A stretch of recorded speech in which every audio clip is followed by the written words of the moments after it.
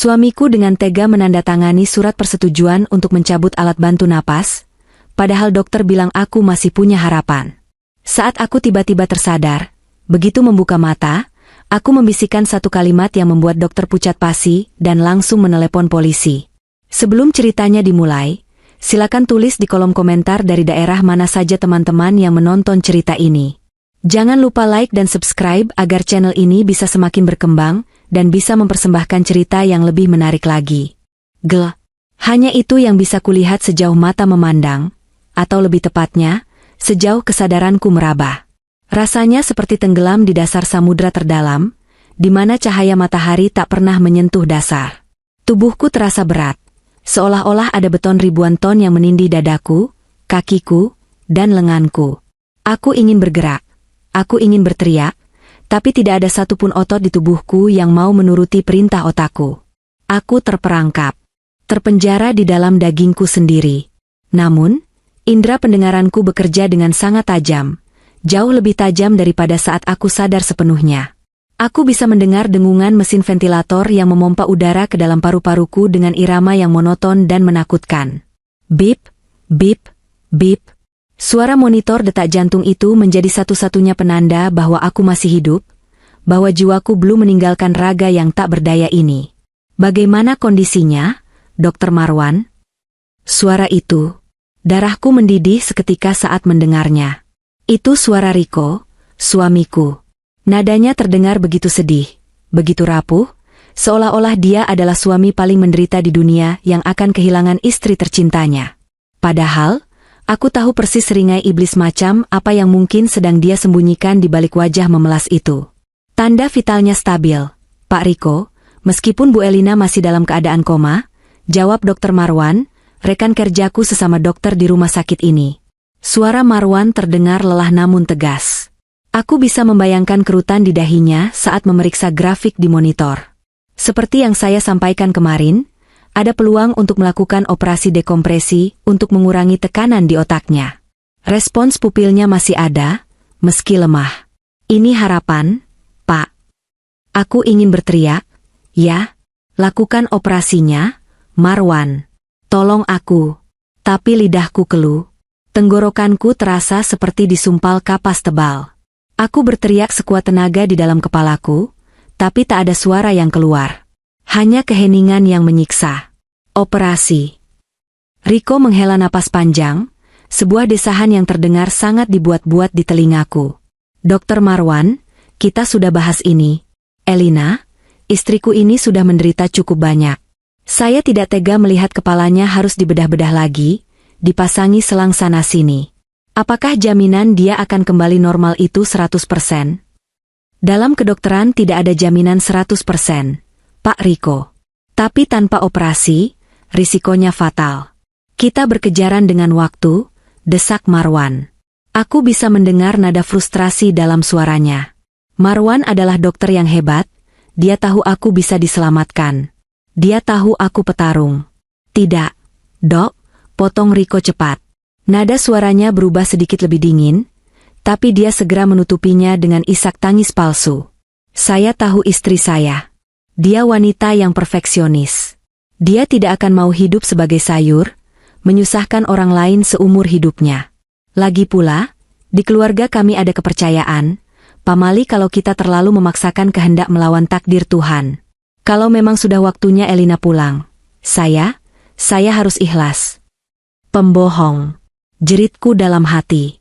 Kau hanya takut aku bangun dan membongkar semuanya. Riko. Kau takut aku memberitahu polisi bahwa kau yang mendorongku dari tangga. Kau takut utang judimu terbongkar. Aku ingat kejadian itu dengan sangat jelas, seolah baru terjadi 5 menit yang lalu. Malam itu hujan deras mengguyur Jakarta, sama seperti suara hujan yang kini kudengar samar-samar mengetuk jendela kamar rawat inapku. Kami bertengkar hebat di lantai 2 rumah mewah kami. Aku baru saja menemukan mutasi rekening yang mencurigakan. Uang tabungan pendidikan Lili, putri kami, habis tak bersisa. Ratusan juta lenyap hanya dalam semalam.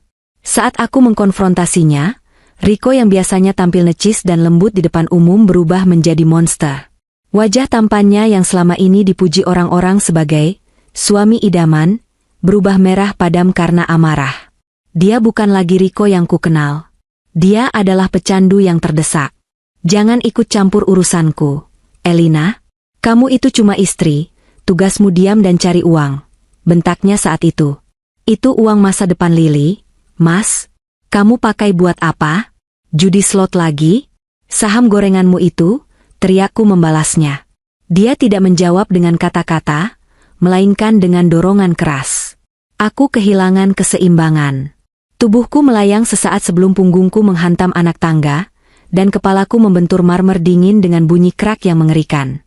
Hal terakhir yang kuingat sebelum kegelapan menelan adalah Riko yang berdiri di ujung tangga, menatapku bukan dengan penyesalan, tapi dengan tatapan kalkulatif. Dia tidak langsung menolongku. Dia diam. Menunggu. Memastikan apakah aku masih bernapas atau tidak. Dan sekarang, dia berdiri di samping ranjangku, memainkan peran sebagai suami yang berduka. Pak Riko, saya mohon pertimbangkan lagi. Sebagai rekan sejawat Bu Elina, saya tahu dia wanita yang kuat. Dia pasti ingin berjuang. Bujuk Marwan lagi. Aku bisa merasakan tangan hangat Marwan menyentuh pergelangan tanganku, memeriksa nadi. Sentuhan itu memberiku sedikit rasa nyaman di tengah dinginnya keputusasaan ini. Cukup, dokter. Suara Riko meninggi, lalu merendah lagi, seolah sedang menahan emosi. Saya suaminya. Saya yang berhak memutuskan. Saya sudah berdiskusi dengan ibu saya, dan kami sepakat. Kami tidak mau Elina menderita lebih lama. Tolong hormati keputusan keluarga kami. Cabut saja alatnya. Cabut saja alatnya. Kalimat itu menggema di kepalaku seperti vonis mati. Dia ingin membunuhku secara legal. Dia ingin menyelesaikan apa yang gagal dia lakukan di tangga itu. Aku merasakan kehadiran orang lain di ruangan itu. Aroma parfum yang menyengat, aroma bunga melati yang terlalu kuat. Itu ibu mertuaku, Bu Ratna. Dokter, suara Bu Ratna terdengar tajam dan menusuk. Anak saya benar. Elina itu sudah takdirnya begini. Mungkin ini teguran karena dia terlalu sibuk bekerja dan melupakan kodratnya sebagai istri. Jangan perpanjang penderitaan anak saya yang harus bolak-balik rumah sakit menjaga istrinya yang sudah tak ada harapan. Lepaskan saja. Hatiku hancur berkeping-keping. Bukan hanya suamiku, tapi ibu mertuaku juga menginginkan kematianku. Mereka bersekongkol. Di mata mereka, aku bukan manusia, aku hanyalah mesin ATM berjalan yang sekarang sudah rusak dan harus dibuang. Baiklah, suara Marwan terdengar kalah. Hatiku mencelos. Jika itu keputusan final keluarga dan sudah menandatangani surat penolakan tindakan medis, DNR, kami tidak bisa memaksakan operasi. Kami akan melakukan prosedur ekstubasi, pelepasan alat bantu napas, sesuai permintaan Bapak. Kapan bisa dilakukan? Tanya Riko. Ada nada ketidaksabaran yang terselip di sana. Dia buru-buru. Kita bisa persiapkan sekarang. Suster Sari akan menyiapkan prosedurnya. Jawab Marwan lirih. Tidak. Jangan sekarang. Tuhan, tolong aku. Aku belum mau mati. Aku harus menyelamatkan Lily. Aku harus menyelamatkan hartaku dari para lintah darat ini. Aku harus memberitahu dunia siapa Riko sebenarnya. Aku mengerahkan seluruh tenagaku. Aku fokus pada ujung jari kakiku, pada kelopak mataku, pada apapun yang bisa digerakkan. Gerak, Elina. Bergerak. Perintahku pada tubuhku sendiri. Tapi nihil. Tubuhku tetap diam mematung seperti onggokan daging tak bernyawa. Rasa dingin merambat naik dari ujung kaki. Bukan dinginnya suhu ruangan, tapi dinginnya ketakutan akan kematian yang semakin dekat. Aku mendengar langkah kaki mendekat. Bau parfum Riko yang mahal bercampur bau rokok yang samar tercium di dekat wajahku. Dia membungkuk, mendekatkan bibirnya ke telingaku. Maaf ya, sayang. Bisiknya, sangat pelan, sehingga aku yakin Marwan dan Suster Sari tidak bisa mendengarnya. Kalau kamu mati, utangku lunas pakai asuransimu. Kamu berguna juga akhirnya. Kata-kata itu membakar jiwaku. Kemarahan yang luar biasa meledak di dalam dadaku. Lebih panas dari api, lebih kuat dari rasa takut. Dia ingin membunuhku demi uang asuransi? Dia menyebutku berguna hanya kalau aku mati? Bajingan. Amarah itu memicu sesuatu di dalam otakku. Adrenalin membanjiri sistem sarafku yang tidur. Jantungku berpacu lebih cepat. Bip bip bip bip. Monitor jantungku mulai berbunyi lebih cepat. Dokter. Detak jantung pasien meningkat. Seru Suster Sari. Elina, panggil Marwan. Di dalam kegelapan itu, aku berjuang. Aku mencakar dinding kelumpuhan ini dengan kuku-kuku kemarahanku. Aku tidak akan mati hari ini. Tidak di tangan pria ini. Suara monitor jantung yang semakin cepat itu menjadi musik latar perjuanganku. Bip bip bip. Iramanya kacau, seirama dengan gejolak amarah yang meledak-ledak di dalam dadaku. Aku bukan lagi sekadar pasien yang pasrah. Aku adalah seekor induk harimau yang terpojok, siap menerkam siapapun yang mengancam nyawanya. Kenapa dia? Kenapa bunyinya begitu? Suara Riko terdengar panik. Bukan panik karena khawatir, tapi panik karena ketakutan. Dia takut rencananya berantakan di detik-detik terakhir. Ini respons takikardia. Jelas Dr. Marwan, suaranya terdengar mendekat. Aku merasakan tangannya memeriksa kelopak mataku, menyinari pupilku dengan senter medis. Cahaya menyilaukan menembus kegelapan, menyakitkan tapi sekaligus memberi harapan. Ada lonjakan aktivitas otak yang tiba-tiba. Bu Elina mungkin merasakan sakit atau emosi yang kuat. Emosi apa? Dia kan koma? Sergah Bu Ratna, suaranya melengking tidak suka. Sudahlah, Dok. Jangan kasih harapan palsu. Cabut saja sekarang, biar dia tenang. Kita tidak bisa melakukan prosedur saat kondisi pasien tidak stabil, Bu, tegas Suster Sari. Aku mengenali suara sahabatku itu. Sari, terima kasih sudah membelaku. Aku memusatkan seluruh sisa energiku ke satu titik. Mataku. Kelopak mataku terasa seberat besi, direkatkan oleh lem super yang tak kasat mata. Tapi aku tidak peduli. Rasa benci pada Riko dan Bu Ratna menjadi bahan bakar yang jauh lebih ampuh daripada obat stimulan manapun. Aku membayangkan wajah Lili, putri kecilku yang masih membutuhkan ibunya. Jika aku mati sekarang, Lili akan diasuh oleh monster-monster ini. Riko akan menghabiskan uang warisanku untuk judi, dan Lili akan terlantar. Tidak, itu tidak boleh terjadi. Buka matamu, Elina. Dengan satu sentakan napas yang terasa merobek dada, aku memaksa otot-otot kelopak mataku untuk bekerja. Sedikit demi sedikit, cahaya putih ruangan icu mulai masuk. Buram. Menyilaukan. Semuanya tampak berbayang dan tidak fokus. Dokter. Lihat, teriak Suster Sari. Aku berkedip sekali. 2 kali. Bayangan di depanku mulai menajam. Wajah Dr. Marwan yang penuh kekhawatiran berada tepat di atas wajahku. Di belakangnya, berdiri Suster Sari dengan tangan menutup mulut, matanya berkaca-kaca. Dan di sudut sana, aku melihat mereka. Riko dan Bu Ratna. Wajah Riko memucat seketika, seputih kain kafan. Matanya terbelalak lebar, seolah melihat hantu bangkit dari kubur. Kakinya mundur selangkah tanpa sadar, menabrak tiang infus hingga bergoyang. Mulutnya ternganga, tapi tidak ada suara yang keluar. Topeng, suami berduka, yang dia pakai tadi runtuh seketika, digantikan oleh ekspresi horor murni. Dia tahu aku mendengar bisikan terakhirnya tadi. Bu Ratna mematung, tangannya mencengkeram tas kulit mahalnya dengan erat. Wajah wanita tua itu menegang, bibirnya terkatup rapat membentuk garis tipis ketidaksukaan. Elina, kamu bisa dengar saya? Tanya Marwan, suaranya bergetar karena emosi. Dia mendekatkan wajahnya. Aku mencoba menjawab, tapi tenggorokanku kering kerontang. Ada selang ventilator yang mengganjal di mulutku, membuatku ingin muntah. Rasanya menyakitkan. Aku hanya bisa mengerang lemah. Tenang, Elina. Tenang. Kamu masih terpasang ventilator. Jangan melawan alatnya, instruksi Marwan lembut. Dia menatap Sari. Siapkan prosedur penyapihan ventilator. Dia sadar penuh. Kita coba lepas sekarang jika napas spontannya adekuat. Riko tiba-tiba maju, mencoba menguasai keadaan meski wajahnya masih menyeratkan ketakutan. Tunggu. Dokter, apa dia benar-benar sadar? Atau ini cuma refleks sebelum meninggal? Kata orang tua dulu ada istilah nyala lilin sebelum padam. Kan? Betapa jahatnya mulutmu, Riko. Bahkan saat aku membuka mata, kau masih berharap aku mati. Marwan menoleh ke arah Riko dengan tatapan tajam yang belum pernah kulihat sebelumnya. Pak Riko, istri Anda membuka mata dan melakukan kontak mata terarah. Ini bukan refleks.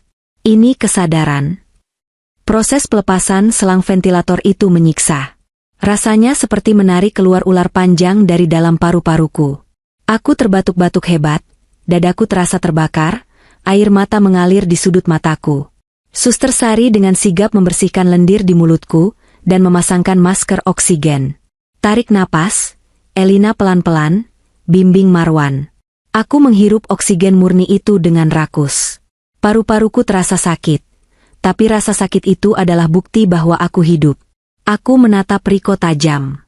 Tatapan yang mengirimkan pesan jelas, perang baru saja dimulai. Riko tampak gelisah. Dia merogoh saku celananya, mungkin mencari ponsel, atau rokok, atau sekadar mencari pelarian. Sayang, syukurlah kamu sadar, katanya dengan nada yang terdengar sumbang. Dia mencoba mendekat dan memegang tanganku. Aku menyentakkan tanganku lemah, menolak sentuhannya. Jijik. Kulitnya terasa seperti racun. Elina? Riko tampak kaget dengan penolakanku. Aku menatap Marwan. Aku harus memberitahunya sekarang sebelum Riko punya kesempatan untuk memanipulasi situasi atau menyakitiku lagi saat tidak ada orang. Suaraku parau, nyaris tak terdengar, seperti gesekan kertas pasir. Dokter. Panggilku susah payah. Marwan segera mendekatkan telinganya ke bibirku. Ya, Elina? Katakan pelan-pelan. Apa yang sakit? Aku mengumpulkan sisa napas terakhirku. Aku melirik Riko yang menatapku dengan waspada. Dia mendekat, mencoba menguping. Jauhkan dia. Desisku sambil melirik Riko. Marwan mengerti. Dia mengangkat tangan, memberi isyarat pada Riko untuk mundur. Tolong beri ruang sedikit, Pak. Riko mundur dengan enggan, matanya tidak lepas dariku. Keringat dingin mulai bercucuran di pelipisnya. Aku menarik leher baju seragam Marwan, memaksanya lebih dekat lagi, sangat dekat hingga hanya dia yang bisa mendengar bisikanku. Ini adalah kunci kehancuran Riko. Ini adalah asuransi nyawaku yang sesungguhnya. Ponsel? Bisikku tersendat-sendat. Di loker. 303, ruang dokter. Marwan mengerutkan kening, bingung tapi mendengarkan dengan seksama. Kode. Aku menelan ludah, tenggorokanku sakit sekali. Tanggal kematian ibunya? Aku melirik Riko sekilas. Riko tidak tahu tanggal kematian ibunya sendiri karena dia tidak peduli. Tapi dia menggunakan tanggal itu sebagai PIN ATM-nya karena itu satu-satunya tanggal yang pernah dia catat di buku harian ayahnya. Hari di mana dia mendapat warisan pertama kali. Ironis. Marwan mematung. Dia menarik wajahnya perlahan dan menatap mataku dalam-dalam. Dia melihat keseriusan dan ketakutan di sana. Dia adalah dokter bedah saraf, dia cerdas. Dia segera menyadari bahwa ini bukan racauan pasca koma. Ini adalah pesan darurat. Wajah Marwan yang tadinya penuh kekhawatiran medis berubah menjadi pucat pasi. Dia menyadari implikasi dari ucapanku. Ponsel tersembunyi. Kode rahasia. Ketakutan pasien pada suaminya sendiri. Marwan menegakkan tubuhnya, berusaha bersikap profesional meski tangannya sedikit gemetar. Dia menatap Riko dengan pandangan yang kini penuh curiga. Suster Sari, panggil Marwan dengan suara yang dibuat sedatar mungkin. Tolong jaga Bu Elina. Jangan biarkan siapapun mendekat, termasuk keluarga, tanpa izin saya. Saya harus mengambil obat khusus di farmasi sebentar. Tapi dok, saya suaminya. Protes Riko, nadanya mulai meninggi karena panik. Insting penipunya mulai mencium bahaya. Prosedur observasi pasca koma, Pak. Pasien butuh ketenangan total atau dia bisa kejang. Bohong Marwan dengan lancar. Dia menepuk bahu Suster Sari, memberikan kode mata yang hanya dimengerti oleh mereka yang sudah bekerja bertahun-tahun bersama. Lindungi dia. Marwan berbalik dan melangkah cepat keluar dari ruang ICU. Aku melihat dia merogoh saku jas putihnya, mengeluarkan ponselnya sendiri. Jari jemarinya menari cepat di layar. Dia tidak menelepon farmasi. Aku tahu dia menelepon seseorang yang jauh lebih penting saat ini. Polisi. Riko menatap kepergian Marwan dengan gelisah, lalu matanya kembali menatapku. Tatapan itu bukan lagi tatapan cinta atau duka, melainkan tatapan seekor hewan buas yang menyadari bahwa mangsanya baru saja lolos dari gigitan, dan kini sang pemburu telah menjadi yang diburu. Aku tersenyum tipis di balik masker oksigenku. Kau tamat, Mas. Suasana di dalam ruang icu itu mendadak hening, namun bukan keheningan yang damai. Ini adalah keheningan sebelum badai, sepadat udara yang terhimpit mendung hitam sebelum petir menyambar. Setelah punggung Dr. Marwan menghilang di balik pintu otomatis, ketegangan di ruangan ini meningkat berlipat-lipat ganda. Aku masih terbaring lemah. Separuh nyawaku seolah baru saja ditarik paksa dari liang kubur, sementara separuh lainnya masih berjuang untuk tetap berpijak di dunia nyata. Suster Sari berdiri tegak di samping ranjangku, posisinya defensif. Dia bukan sekadar perawat bagiku saat ini, dia adalah benteng terakhir yang melindungiku dari dua predator yang berdiri tak jauh dari kaki ranjang. Riko dan ibu tirinya, Bu Ratna. Ya, Bu Ratna adalah ibu tiri Riko. Wanita yang menikah dengan ayah Riko demi harta, dan mendidik Riko menjadi pria yang menghamba pada materi. Mereka berdua menatapku. Riko dengan kegelisahan yang tak bisa disembunyikan, kakinya mengetuk-ngetuk lantai vinil rumah sakit dengan irama cepat dan mengganggu. Matanya liar menyapu ruangan, sesekali melirik ke arah pintu tempat Marwan keluar tadi, lalu kembali menatapku dengan sorot mata yang sulit diartikan, campuran antara ketakutan dan kebencian mendalam. "Kenapa Dokter Marwan lama sekali?" gerutu Riko, memecah keheningan. Suaranya terdengar parau. Dia melirik jam tangan Rolex palsunya, barang KW super yang dia beli untuk menipu klien bisnisnya. "Hanya ambil obat di farmasi kan? Harusnya 5 menit selesai." "Mungkin antre, Pak. Farmasi pusat sedang sibuk karena banyak korban kecelakaan akibat badai di luar," jawab Suster Sari tenang, meski aku bisa melihat tangannya mengepal erat di sisi tubuhnya. Sari tahu ada yang tidak beres. Sari tahu Marwan tidak pergi ke farmasi. Aku berusaha mengatur napasku di balik masker oksigen. Setiap tarikan napas terasa seperti menyedot pisau silet, perih dan menyakitkan. Tapi rasa sakit ini membuatku tetap sadar. Pikiranku melayang pada ponsel itu. Ponsel butut merek lama yang kusembunyikan 3 bulan lalu. Saat itu, aku sudah mencium gelagat busuk Riko. Uang di rekening bersama mulai hilang sedikit demi sedikit. Lalu lebam-lebam di tubuhku mulai muncul, selalu di tempat yang tertutup pakaian. Riko sangat pintar menyiksa. Dia tidak pernah memukul wajahku karena aku seorang dokter yang harus bertemu pasien. Dia memukul lengan atas, paha, atau perut. Bagian-bagian yang bisa kusembunyikan di balik jas putih kebanggaanku. Aku membeli ponsel bekas itu di sebuah konter kecil di pinggiran Jakarta, menggunakan uang tunai agar tidak terlacak. Di sanalah aku menyimpan semuanya. Rekaman pertengkaran kami, foto-foto lebam yang kupotret diam-diam di kamar mandi rumah sakit, dan video pengakuan Riko saat dia mabuk. Video di mana dia sesumbar tentang rencana asuransi itu. Aku menyembunyikannya di loker 303. Loker lama di ruang istirahat residen yang jarang dipakai karena kuncinya macet dan letaknya di pojok lembab. Hanya aku yang tahu cara membukanya dengan sedikit trik hentakan. "Aku mau keluar sebentar," kata Riko tiba-tiba, melangkah menuju pintu. Jantungku serasa berhenti. Apakah dia tahu? Apakah dia bisa menebak? Riko memang licik, insting kriminalnya tajam. Jika dia menyusul Marwan dan menemukan Marwan tidak di farmasi, dia akan tahu aku telah membocorkan sesuatu. Dia bisa saja nekat.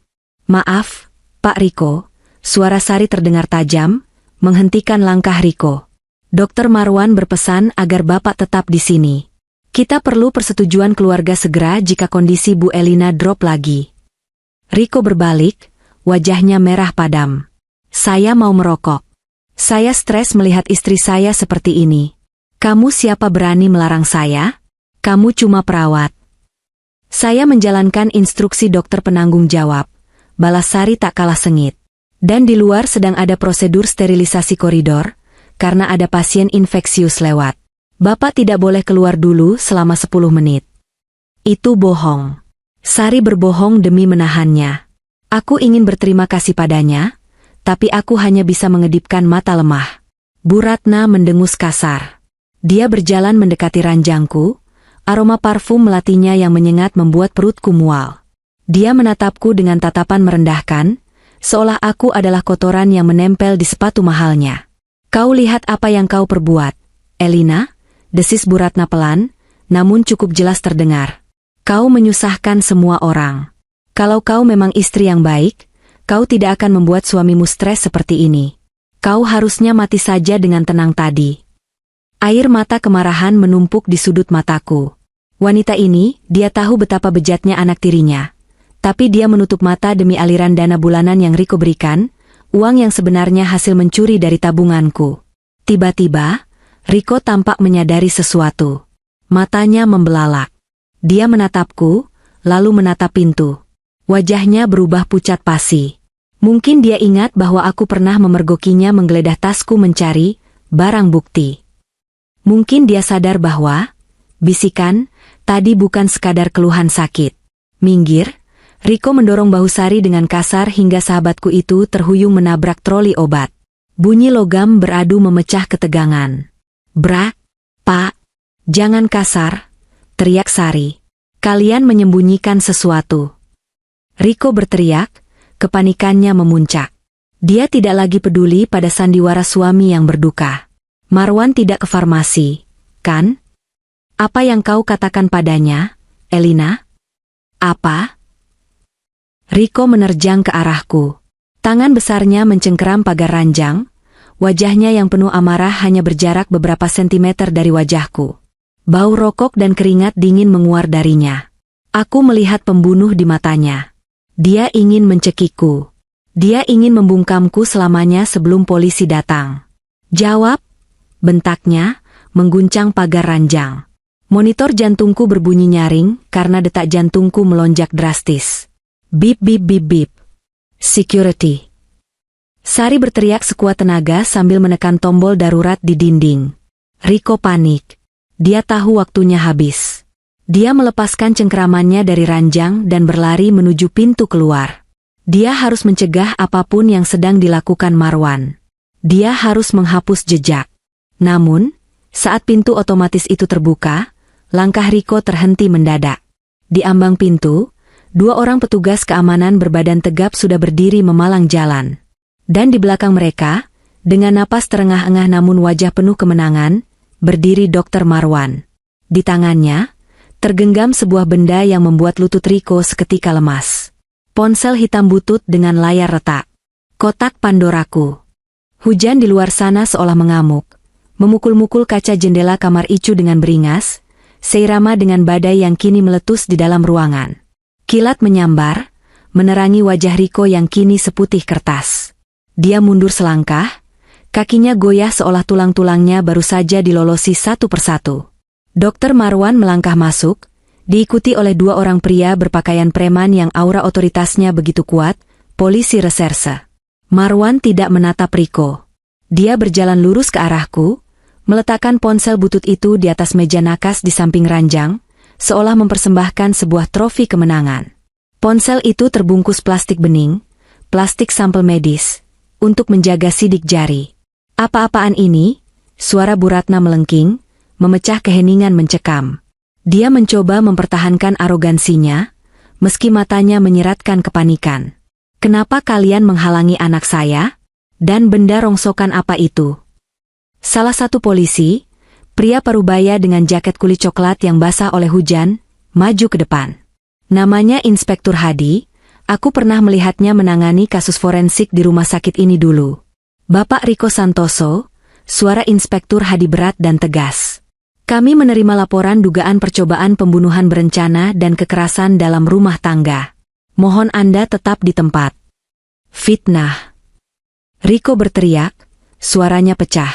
Keringat sebesar biji jagung mengalir deras di pelipisnya.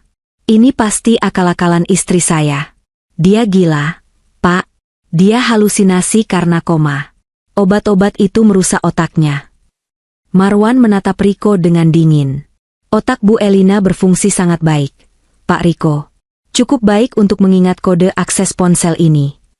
Marwan mengambil ponsel itu, masih dengan lapisan plastik, dan menyalakannya. Layarnya menyala redup, menampilkan kolom kode sandi. Tanggal kematian ibu kandungmu, ujar Marwan datar. Riko terdiam. Dia menelan ludah dengan susah payah. Itu adalah rahasia kecilnya. Ibu kandungnya meninggal karena sakit keras karena tidak punya biaya berobat, sebelum ayahnya kaya raya dan menikah lagi dengan Bu Ratna. Riko selalu menyalahkan kemiskinan atas kematian ibunya, itulah kenapa dia terobsesi pada uang. Dan tanggal itu, ironisnya, dia jadikan kode untuk segala akses kejahatannya, sebuah peringatan miring tentang mengapa dia melakukan semua ini. Marwan mengetikkan angka-angka itu. 040598. Klik. Ponsel terbuka. Suara bip kecil saat kunci terbuka terdengar, seperti ledakan bom di telinga Riko. Marwan menekan layar beberapa kali, membuka sebuah folder bernama Bukti, lalu menyambungkan ponsel itu ke speaker portabel kecil yang entah sejak kapan dibawanya. Mari kita dengarkan, kata Marwan. Audio pertama diputar. Suara gemerisik terdengar, lalu suara Riko yang jelas dan jernih memenuhi ruangan Icu. Tanda tangan atau mati, Elina. Cepat tanda tangan pengalihan aset ini. Kemudian suara tamparan keras. Plak. Dan suara rintihanku yang tertahan. Kalau kau mati, aku dapat asuransinya. 5 miliar, Elina. Itu lebih dari cukup buat bayar utang judiku dan hidup senang sama mama. Jadi pilih mana? Mati pelan-pelan atau tanda tangan sekarang? Wajah Bu Ratna pias. Dia membekap mulutnya sendiri, matanya membelalak menatap ponsel butut itu. Bukti itu tak terbantahkan. Suara Riko, intonasi jahatnya, penyebutan, mama, semuanya telanjang di sana. Itu rekayasa. Riko mencoba menyangkal, tapi suaranya tak lagi punya tenaga. Dia mundur perlahan ke arah jendela, matanya liar mencari jalan keluar yang mustahil. Sekarang kan zaman AI, itu pasti suara buatan. Elina dokter bedah saraf, dia pintar, dia pasti menjebakku. Rekayasa? Marwan mengangkat alis. Dia menekan layar lagi. Bagaimana dengan video ini? Video diputar. Layar ponsel yang kecil itu diarahkan agar polisi bisa melihat. Itu video yang kurekam diam-diam dari balik celah lemari saat Riko sedang menelepon seseorang, kemungkinan bandar judinya. Di video itu, Riko terlihat mondar-mandir, wajahnya beringas. Tenang saja, bos. Istriku sudah diatur. Tangga di rumah itu licin kalau basah. Tinggal dorong sedikit. Beres. Kecelakaan rumah tangga. Polisi nggak bakal curiga. Minggu depan cair, aku janji. Video berakhir. Hening.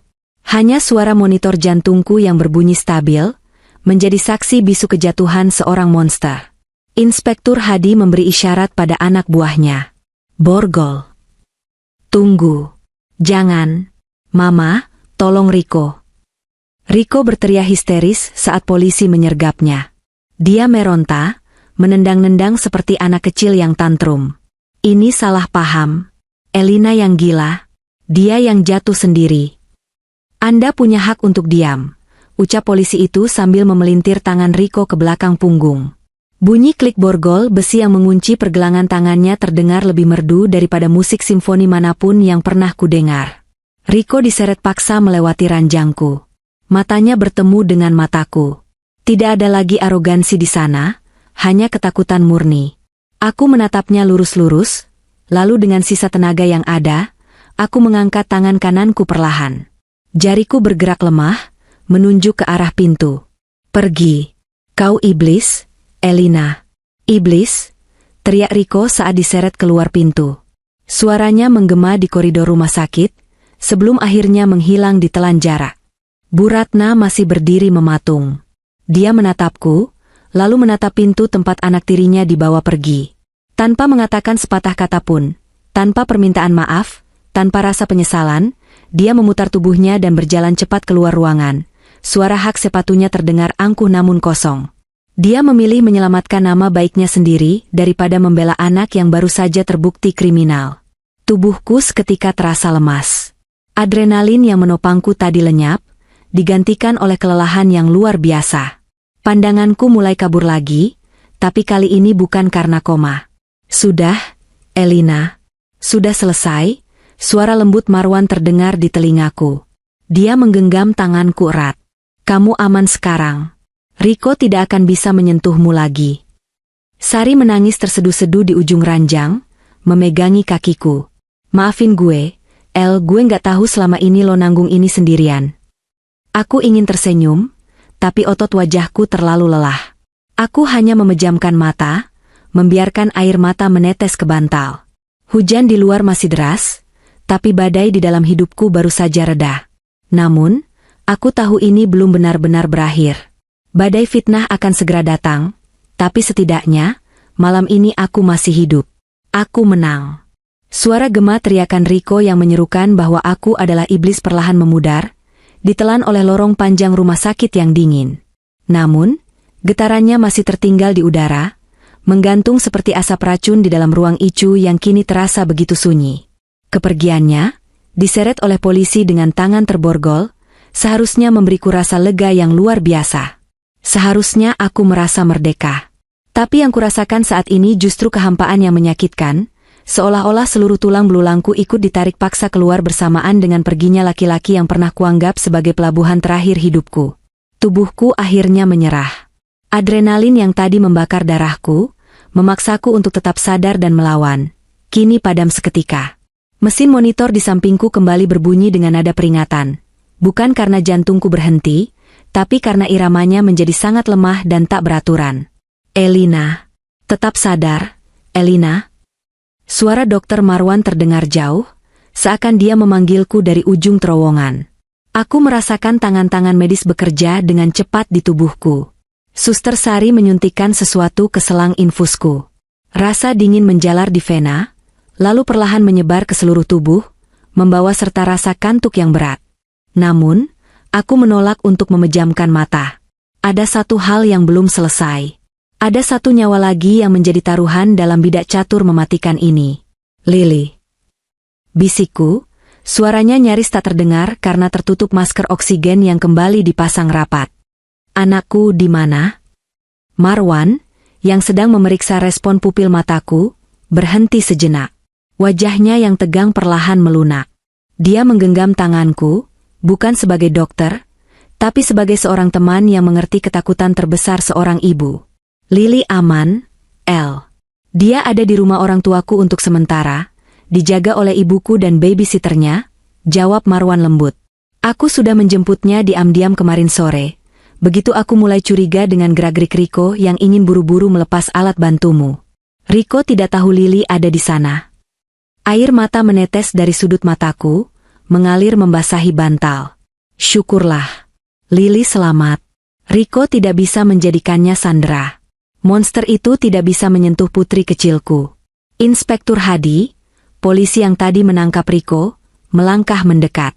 Dia tampak canggung berada di tengah situasi medis yang intens, namun tugasnya menuntut ketegasan. Dia memegang kantong plastik berisi ponsel butut itu, satu-satunya senjata yang kumiliki. Dokter Elina, ucap Inspektur Hadi hati-hati.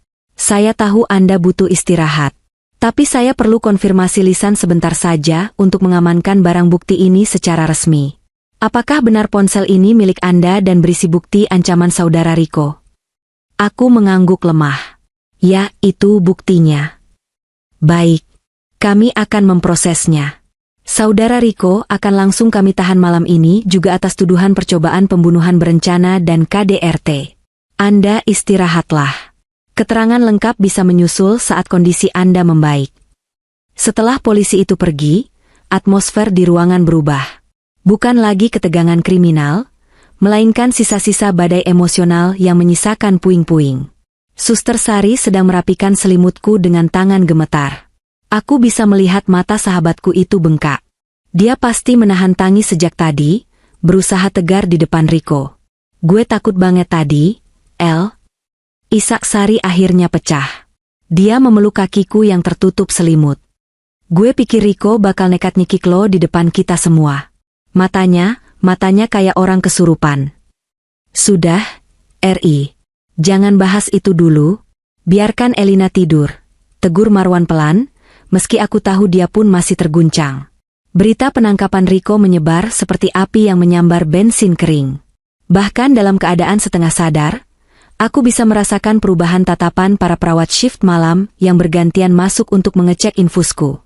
Ada tatapan kasihan, ada keterkejutan, dan ada juga bisik-bisik yang tak sengaja tertangkap telingaku saat pintu ruangan terbuka sedikit. Gila ya, suaminya Dr. Elina ternyata begitu. Padahal ganteng banget, sering traktir kita kopi. Hutangnya miliaran katanya, judi slot. Rasa malu mulai merayap naik. Selama ini, aku membangun citra sebagai dokter spesialis bedah saraf yang sukses, wanita karir yang memiliki keluarga harmonis. Aku menutupi setiap lebam dengan foundation tebal dan baju lengan panjang. Aku menutupi setiap tagihan utang Riko dengan gaji dan bonusku. Aku membangun istana pasir yang indah agar orang-orang tidak melihat neraka yang sebenarnya kualami. Dan malam ini, istana pasir itu runtuh seketika, disapu ombak kebenaran yang brutal. Semua orang kini tahu. Dr. Elina bukan wanita sempurna, dia adalah korban yang babak belur. Panggil Marwan lagi. Dia duduk di kursi samping ranjang, menatapku dengan sorot mata yang dalam. Hujan di luar mulai reda, menyisakan gerimis yang mengetuk jendela dengan irama lambat. Kamu tidak perlu memikirkan apa kata orang. Fokus saja untuk pulih. Perjalanan kita masih panjang. Riko dan ibunya tidak akan diam saja. Aku menatap Marwan. Ada gurat kelelahan yang nyata di wajahnya. Dia mempertaruhkan karirnya malam ini. Memalsukan alasan ke farmasi, memanggil polisi tanpa prosedur birokrasi rumah sakit yang berbelit, dan menyembunyikan anakku. Dia melakukan semua itu untukku. Terima kasih. Ucapku tulus. Marwan tersenyum tipis, senyum yang jarang sekali dia perlihatkan di rumah sakit. Tidur, Elina. Besok adalah hari baru. Dan kali ini, kamu tidak sendirian. Obat tidur itu akhirnya menang. Kesadaranku ditarik perlahan menuju alam mimpi yang gelap namun tenang. Tidak ada lagi rasa sakit, tidak ada lagi teriakan Riko. Hanya kegelapan yang damai. Untuk pertama kalinya dalam 3 hari, aku tidur bukan karena koma akibat benturan benda tumpul, tapi tidur karena tubuhku tahu bahwa ancaman itu sudah pergi. Namun, jauh di lubuk hatiku, instingku berbisik bahwa ini hanyalah jeda babak pertama. Perang yang sesungguhnya, perang melawan opini publik dan kelicikan hukum, baru saja akan dimulai. 2 minggu telah berlalu sejak malam penangkapan itu. Aku sudah dipindahkan dari ruang ICU ke ruang rawat inap VVIP. Tubuhku pulih dengan kecepatan yang mencengangkan, setidaknya secara fisik. Lebam-lebam di tubuhku mulai memudar menjadi warna kekuningan, dan jahitan di kepalaku sudah mengering. Tapi, luka yang tidak terlihat justru sedang meradang hebat. Pagi itu, sinar matahari Jakarta yang terik menembus tirai jendela kamar rawatku. Seharusnya hari yang cerah, tapi suasana hatiku mendung pekat. Di pangkuanku tergeletak sebuah tablet yang baru saja dipinjamkan oleh Suster Sari dengan berat hati. Awalnya dia menolak, tapi aku memaksa. Aku perlu tahu apa yang terjadi di luar sana. Aku tidak bisa berperang dengan mata tertutup. Dan apa yang kulihat di layar itu membuat darahku mendidih hingga ke ubun-ubun. Sebuah video viral di media sosial dengan jutaan penonton. Thumbnailnya menampilkan wajah Ibu Ratna, ibu tiri Riko, yang sedang menangis terseduh-seduh dengan latar belakang rumah mewah mereka yang sebenarnya hasil memeras keringatku. Judulnya provokatif, jeritan hati seorang ibu, menantu kaya jebloskan suami ke penjara demi selingkuhan. Tanganku gemetar saat menekan tombol play. Di video itu, Bu Ratna tampil dengan pakaian sederhana. Sangat kontras dengan gaya aslinya yang glamor, dan tanpa riasan wajah, agar terlihat menderita. Anak saya, Riko, itu suami yang sangat sabar. Isak Bu Ratna di depan kamera, menyeka air mata buayanya dengan tisu. Dia memang sedang tidak bekerja karena kena PHK, tapi dia selalu berusaha membahagiakan istrinya. Tapi apa balasannya? Elina, menantu saya itu, dia selingkuh dengan rekan kerjanya sesama dokter. Saat Riko menegurnya, Elina malah marah dan terjatuh sendiri dari tangga karena histeris. Sekarang, dia memutarbalikkan fakta. Dia dan selingkuhannya menjebak anak saya supaya mereka bisa bebas bersama. Ya Allah, di mana keadilan? Video itu diedit dengan dramatis, lengkap dengan musik sedih yang menyayat hati. Dan bagian terburuknya adalah kolom komentar. Ribuan komentar dari netizen yang tidak tahu apa-apa, menghakimiku dengan kata-kata yang lebih tajam dari pisau bedah. Dasar wanita nggak bersyukur. Udah punya suami ganteng malah selingkuh. Pantesan suaminya di penjara, pasti dokter cowok itu yang bantuin jebak. Cek aja rekening dokternya. Boykot RS tempat dia kerja. Dokter nggak bermoral. Kasihan ibunya, air mata ibu itu keramat loh. Kualat nanti si Elina. Aku melempar tablet itu ke ujung kasur. Rasanya sesak.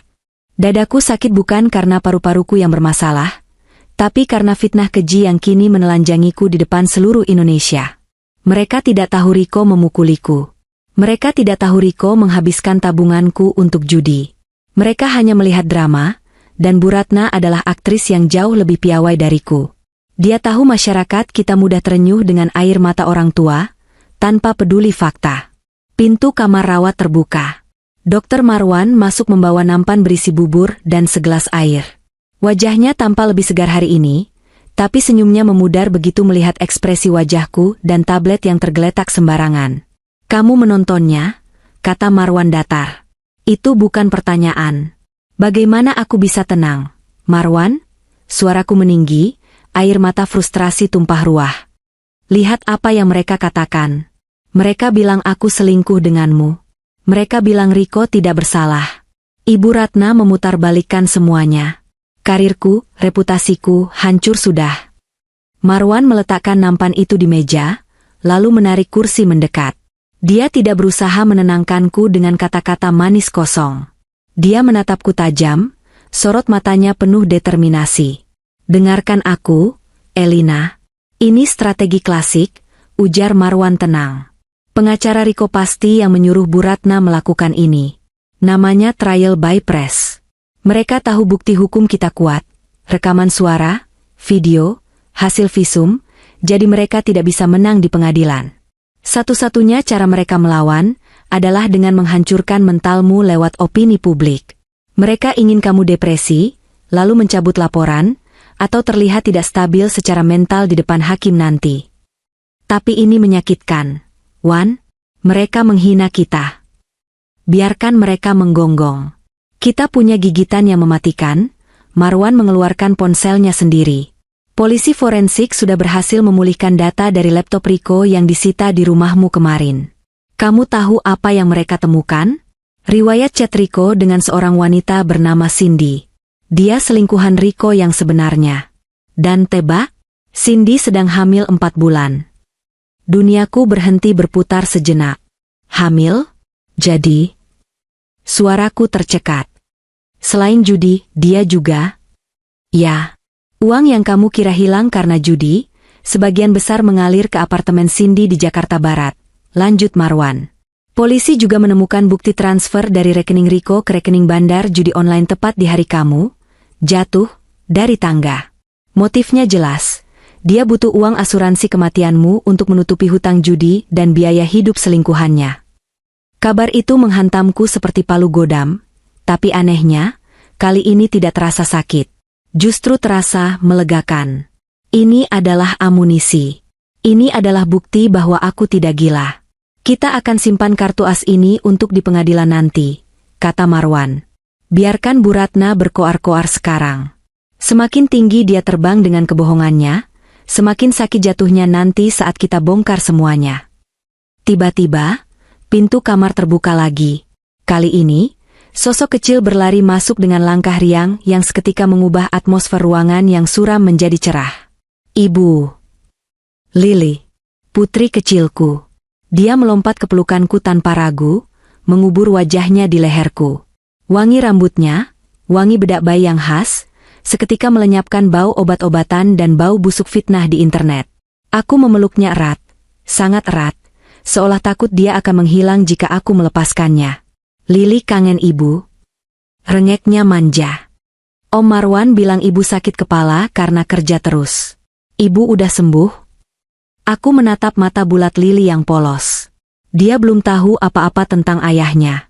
Dia belum tahu bahwa ayahnya mencoba membunuh ibunya. Dan aku akan melakukan apa saja untuk menjaga kepolosan itu selama mungkin. Ibu sudah sembuh, sayang. Karena ada Lily di sini, jawabku sambil mencium keningnya. Marwan berdiri di belakang Lili, tersenyum hangat. Kehadiran mereka berdua memberiku kekuatan yang tidak bisa diberikan oleh obat manapun. Bu Ratna boleh punya ribuan netizen dan pasukan buzzer. Riko boleh punya pengacara licik. Tapi aku punya kebenaran. Aku punya Marwan, dan yang terpenting, aku punya alasan untuk hidup. Lili. Marwan. Panggilku, suaraku kini terdengar jauh lebih mantap. Aku menghapus air mata di pipiku. Tidak ada gunanya menangisi komentar orang asing. Ya, El. Hubungi pengacara terbaik yang kamu kenal. Aku tidak akan mundur. Aku akan menyeret mereka semua ke neraka yang mereka ciptakan sendiri. Dan soal video fitnah itu. Aku menatap tablet yang masih menyala redup. Jangan balas sekarang. Kita kumpulkan semua komentar jahat itu. Aku akan tuntut mereka semua dengan UU ITE setelah Riko divonis. Marwan tersenyum lebar, senyum bangga. Nah, itu baru Dokter Elina yang ku kenal. Sang predator sudah bangun. Badai fitnah di luar sana mungkin masih menderu kencang, petir menyambar-nyambar nama baikku. Tapi di dalam ruangan ini, bersama putriku dan pria yang tulus melindungiku, aku merasa tenang. Aku siap menghadapi pengadilan. Aku siap menghadapi wajah-wajah munafik itu. Riko pikir dia bisa menghancurkanku? Dia salah besar. Dia baru saja menciptakan musuh terburuknya. Hari persidangan itu tiba membawa atmosfer yang kelabu dan mencekam, seolah langit Jakarta turut merasakan beban berat yang menghimpit dadaku. Gedung Pengadilan Negeri Jakarta Selatan berdiri angkuh dengan pilar-pilarnya yang besar, dikerumuni oleh lautan manusia. Sejak video fitnah yang disebar Ibu Ratna viral, kasusku bukan lagi sekadar kasus kriminal rumah tangga biasa. Ini telah bermetamorfosis menjadi sirkus publik, sebuah tontonan di mana moralitas dipertaruhkan di meja hijau. Aku duduk di kursi belakang mobil Dr. Marwan, meremas jemariku yang sedingin es. Di luar sana, puluhan wartawan dengan kamera yang siap membidik sudah berkerumun bak semut mengerubungi gula. Kilatan lampu blitz menyambar-nyambar bahkan sebelum kakiku menyentuh aspal. Siap, El? Tanya Marwan. Dia menoleh ke belakang, menatapku lewat spion tengah. Matanya yang teduh memberikan sedikit ketenangan di tengah badai ini. Siap tidak siap, aku harus menghadapinya. Wan, demi Lili. Demi diriku sendiri, jawabku, berusaha meyakinkan diriku sendiri lebih dari meyakinkan Marwan. Begitu pintu mobil terbuka, keriuhan langsung meledak. Mikrofon-mikrofon disodorkan secara agresif ke wajahku, nyaris membentur hidung. Ibu Elina, apa tanggapan Anda soal tuduhan selingkuh dari mertua? Benarkah rekaman suara itu palsu dan hasil editan AI? Dr. Marwan, apa hubungan Anda sebenarnya dengan terdakwa? Pertanyaan-pertanyaan itu seperti anak panah beracun yang ditembakkan bertubi-tubi. Aku menunduk, menyembunyikan wajah di balik kacamata hitam, sementara Marwan dan dua pengacara kami, Pak Burhan dan timnya, membelah kerumunan itu dengan susah payah. Di dalam ruang sidang, udaranya terasa lembab dan pengap, berbau campuran antara parfum murah, keringat, dan kertas-kertas tua. Ruangan itu penuh sesak. Di barisan depan sebelah kanan, aku melihat kubu lawan. Ibu Ratna duduk di sana dengan dagu terangkat tinggi, mengenakan pakaian serba putih dan kerudung panjang yang menjuntai, sebuah kostum panggung yang dirancang sempurna untuk memancing simpati majelis hakim. Wajahnya dipoles make-up tipis yang membuatnya terlihat pucat dan menderita, seolah dialah korban yang terzalimi di sini. Dan di sana, di kursi pesakitan, duduklah Riko. Dia mengenakan rompi tahanan berwarna oranye mencolok dengan nomor 085 di dada. Rambutnya yang biasanya ditata rapi dengan pomade mahal kini terlihat sedikit berantakan, dan ada lingkaran hitam di bawah matanya. Namun, saat tatapan kami bertemu, aku tidak melihat penyesalan. Aku melihat kilatan amarah yang ditekan, sebuah arogansi yang belum padam. Dia menatapku tajam, lalu menyunggingkan senyum miring yang tipis. Senyum yang mengirimkan pesan mengerikan. Kau pikir kau bisa menang melawanku? Hadirin dimohon berdiri. Majelis hakim memasuki ruang sidang, suara panitera memecah ketegangan. Ketukan palu hakim sebanyak 3 kali menandai dimulainya pertempuran ini. To, to, to. Jaksa penuntut umum, seorang wanita parubaya bernama Bu Jaksarini yang terkenal garang, membacakan dakwaan dengan suara lantang. Dia menguraikan kronologi percobaan pembunuhan itu dengan detail yang membuat bulu kuduku berdiri. Dorongan di tangga, pembiaran saat aku koma, hingga upaya mencabut ventilator. Namun, drama sesungguhnya dimulai saat giliran tim pembela Riko beraksi. Pengacara Riko adalah Pak Sitompul, pria bertubuh tambun dengan suara menggelegar dan reputasi sebagai pengacara yang rela melakukan apa saja demi memenangkan kliennya, termasuk memutarbalikkan fakta. Yang mulia hakim, suara Sitompul menggema, memantul di dinding ruang sidang. Dia berjalan mondar-mandir dengan percaya diri. Klien saya, Saudara Riko Santoso, adalah korban dari sebuah skenario jahat. Istrinya, saksi korban Elina, memiliki riwayat stres berat akibat tekanan pekerjaannya sebagai dokter bedah saraf. Beban kerja yang tidak manusiawi membuatnya depresi, berhalusinasi, dan memiliki kecenderungan menyakiti diri sendiri. Aku mengepalkan tangan di atas pangkuan. Bohong. Jerit batinku. Insiden di tangga itu, lanjut Sitompul sambil menunjuk Riko dengan dramatis, adalah upaya bunuh diri yang gagal dari saudari Elina. Klien saya berusaha menahannya, tapi terlambat. Dan soal ventilator? Itu adalah bentuk kasih sayang suami yang tidak tega melihat istrinya menderita sebagai vegetable. Tapi niat baik itu justru dipelintir untuk menutupi perselingkuhan saksi korban dengan rekan kerjanya. Tunjukannya beralih ke arah Marwan yang duduk di bangku pengunjung. Gumaman riuh terdengar dari arah pengunjung sidang. Beberapa ibu-ibu pendukung Ibu Ratna berbisik-bisik keras, mencemoohku. Dasar perempuan gak tahu diri, desis seseorang di belakangku. Giliranku tiba untuk duduk di kursi saksi. Jantungku berdegup kencang seakan hendak melompat keluar dari rusukku. Aku bersumpah di bawah kitab suci, tanganku gemetar hebat. Sitompul langsung menyerangku seperti hiu mencium bau darah. Saudari saksi, tanyanya dengan nada meremehkan. Apakah benar Anda sering pulang larut malam? Ya, itu tuntutan profesi saya sebagai dokter. Jawabku tegas, berusaha agar suaraku tidak bergetar. Dan apakah benar, Anda sering berduaan dengan Dr. Marwan di ruang istirahat? Itu ruang publik di rumah sakit, kami mendiskusikan pasien. Mendiskusikan pasien atau merencanakan sesuatu? Potong Sitompul cepat. Jujur saja, Bu Elina, Anda merasa suami Anda, Pak Riko yang sedang menganggur, tidak lagi selevel dengan Anda, bukan? Anda merasa malu punya suami pengangguran, sehingga Anda mencari kenyamanan di pelukan pria lain yang lebih sukses, lalu mencari cara untuk menyingkirkan suami Anda tanpa harus bercerai dan membagi harta. Keberatan yang mulia, teriak jaksa Rini. Pertanyaan penasihat hukum bersifat asumtif dan menyudutkan saksi.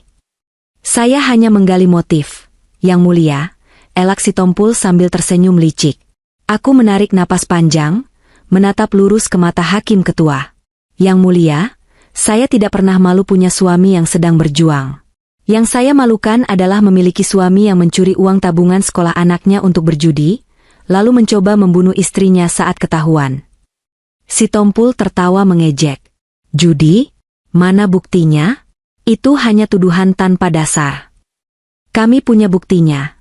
Sela jaksa Rini tenang. Yang Mulia, kami mohon izin untuk memutar barang bukti elektronik yang sah. Rekaman suara yang diambil dari ponsel korban sesaat sebelum insiden, rekaman CCTV rumah sakit, dan data forensik dari laptop terdakwa. Wajah Riko yang tadinya tenang mulai terlihat tegang. Dia berbisik panik kepada Sitompul, tapi pengacaranya hanya bisa diam karena prosedur pembuktian sudah disetujui hakim. Suasana ruang sidang menjadi hening total saat teknisi memutar audio pertama. Suara kresek-kresek memenuhi ruangan, lalu muncullah suara Riko. Jernih, kejam, tanpa filter. Tanda tangan atau mati, Elina. Cepat tanda tangan pengalihan aset ini. Terdengar suara tamparan keras. Plak. Lalu suara rintihanku yang tertahan. Kalau kau mati, aku dapat asuransinya. 5 miliar, Elina.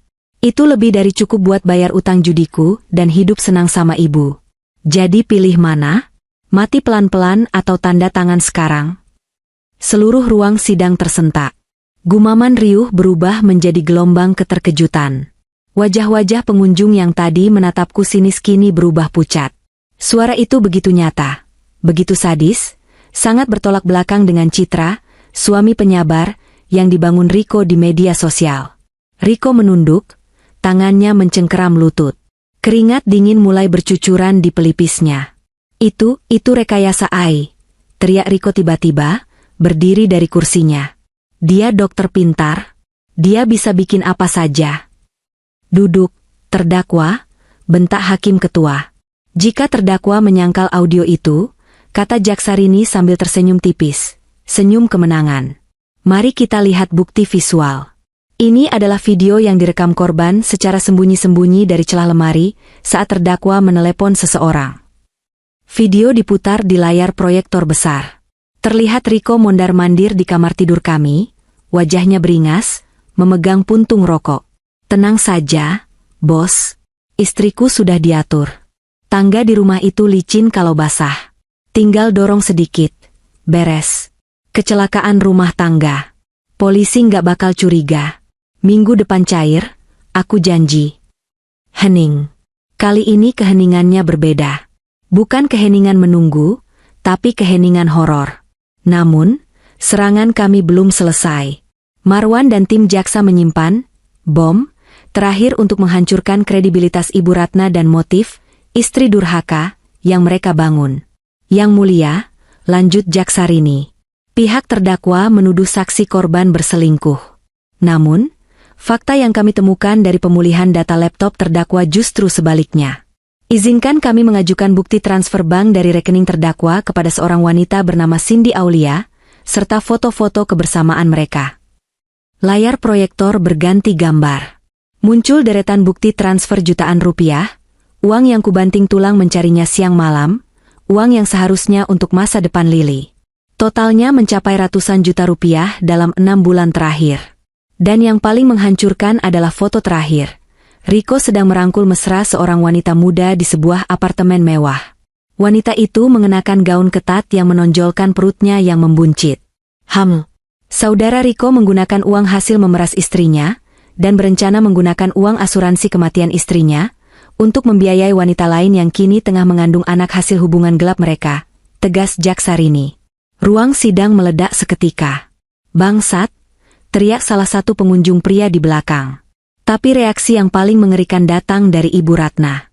Wajah wanita tua itu pucat pasi seolah darahnya disedot habis oleh hantu. Matanya terbelalak menatap layar proyektor, lalu beralih menatap anak tirinya dengan tatapan tak percaya. Bagi Ibu Ratna, uang adalah Tuhan. Dan melihat uang, milik keluarga, dialirkan ke wanita lain adalah pengkhianatan terbesar. Riko, suara Ibu Ratna bergetar, memecah keriuhan. Apa ini benar? Kamu bilang uang itu untuk modal usaha tambang? Kamu bilang Elina yang boros? Riko tidak bisa menjawab. Dia semakin menunduk, bahunya gemetar hebat. Dia tahu dia sudah tamat. Topeng, anak berbakti, dan suami terzalimi, hancur berkeping-keping di depan ibunya sendiri, di depan hukum, dan di depan seluruh Indonesia. Si Tompul mengusap wajahnya dengan sapu tangan, tampak frustrasi. Dia tahu kasus ini sudah tidak bisa diselamatkan. Cukup. Riko tiba-tiba berteriak histeris, suaranya pecah seperti kaca yang dibanting. Dia menendang meja di depannya hingga terguling. Ya, aku memang melakukannya. Puas kalian? Itu semua karena dia. Riko menunjuk ke arahku dengan jari telunjuk yang gemetar. Matanya merah, basah oleh air mata kemarahan dan keputusasaan. Dia pelit. Dia punya gaji ratusan juta tapi suaminya disuruh minta-minta kayak pengemis. Aku suami. Aku kepala rumah tangga. Harusnya uang dia adalah uangku juga. Aku cuma mau ambil hakku. Kalau dia mati, semua masalah selesai. Utangku lunas, Cindy bisa hidup enak, dan aku nggak perlu lagi dengar ocehan dia. Teriakan itu menggema, memantul di setiap sudut ruangan, terekam oleh setiap kamera wartawan, dan didengar oleh Tuhan. Itu adalah pengakuan dosa paling jujur dan paling menjijikan yang pernah keluar dari mulutnya. Dia tidak menyesal telah mencoba membunuhku, dia hanya menyesal karena gagal. Hakim ketua mengetuk palu berulang kali dengan keras untuk menenangkan situasi. Petugas keamanan langsung meringkus Riko yang mengamuk, menekan tubuhnya kembali ke kursi. Sisa persidangan terasa kabur bagiku. Aku hanya bisa menangis diam-diam, bukan karena sedih, tapi karena pelepasan emosi yang luar biasa. Marwan di bangku pengunjung menatapku dan mengangguk pelan, memberikan kekuatan. 2 minggu kemudian, hari pembacaan vonis tiba. Aku berdiri saat hakim ketua membacakan putusan dengan suara bariton yang berat dan penuh wibawa. Mengadili, menyatakan terdakwa Riko Santoso terbukti secara sah dan meyakinkan bersalah melakukan tindak pidana percobaan pembunuhan berencana, kekerasan dalam rumah tangga berat, dan penipuan. Menimbang bahwa tidak ada hal yang meringankan karena terdakwa tidak menunjukkan penyesalan dan justru memfitnah korban. Hakim mengambil napas sejenak. Seluruh ruangan menahan napas. Menjatuhkan pidana kepada terdakwa oleh karena itu dengan pidana penjara selama 18 tahun. 18 tahun. Palu diketuk 1 kali dengan tegas. Tok. Suara ketukan itu adalah suara terindah yang pernah kudengar. Lebih merdu daripada simfoni manapun. Riko tampak lemas, tulangnya seolah dilolosi dari tubuhnya. Dia merosot di kursinya, tatapannya kosong menatap lantai. Di barisan depan, Ibu Ratna pingsan dan harus digotong keluar oleh kerabatnya, drama terakhir yang tragis dari seorang wanita yang tamak. Saat polisi membawanya keluar dengan tangan terborgol, Riko sempat menoleh ke arahku saat berpapasan di lorong. Tidak ada lagi arogansi di matanya. Yang ada hanyalah ketakutan dan kehampaan yang gelap. Dia kehilangan segalanya. Kebebasan, uang, wanita simpanannya, yang kudengar kabur membawa sisa perhiasan setelah tahu Riko ditangkap, dan harga dirinya. Aku menatapnya lurus, tanpa rasa iba, tanpa rasa takut. Selamat menikmati hasil panenmu, Mas, bisikku pelan, namun cukup untuk didengarnya. Riko diseret pergi, menghilang di balik pintu sel tahanan pengadilan. Aku melangkah keluar dari gedung itu. Matahari di luar sana bersinar terang benderang, menembus awan kelabu yang tadi menggantung. Udara Jakarta yang penuh polusi terasa begitu segar di paru-paruku. Hujan badai telah berhenti. Sang predator telah dikurung. Dan aku bebas. Pagi pertama setelah vonis itu terasa aneh. Aku terbangun saat matahari pagi menerobos celah tirai kamar, menyilaukan mata. Selama beberapa detik, kepanikan menyergapku. Jantungku berpacu cepat, tanganku meraba-raba sisi tempat tidur, takut menemukan sosok Riko di sana. Takut mencium bau rokoknya, takut mendengar bentakannya. Namun, sisi tempat tidur itu kosong. Dingin. Dan hening. Perlahan, realita meresap masuk ke dalam kesadaranku. Riko sudah tidak ada. Dia ada di penjara Cipinang, tidur di atas lantai beton yang dingin, bukan di kasur king size ini. Aku menghembuskan napas panjang, merasakan oksigen mengisi paru-paruku tanpa rasa sesak ketakutan. Tapi, kemenangan di pengadilan bukan berarti penyembuhan instan. Luka fisikku mungkin sudah sembuh. Jahitan di kepalaku sudah menyatu dengan kulit, tapi luka di jiwaku masih menganga lebar. Selama sebulan pertama, aku sering terbangun tengah malam dengan keringat dingin, mendengar suara langkah kaki di tangga, atau bermimpi didorong jatuh ke jurang gelap. Aku masih sering merasa diawasi. Proses penyembuhan itu tidak linear. Ada hari di mana aku merasa sangat kuat, merasa bisa menaklukkan dunia.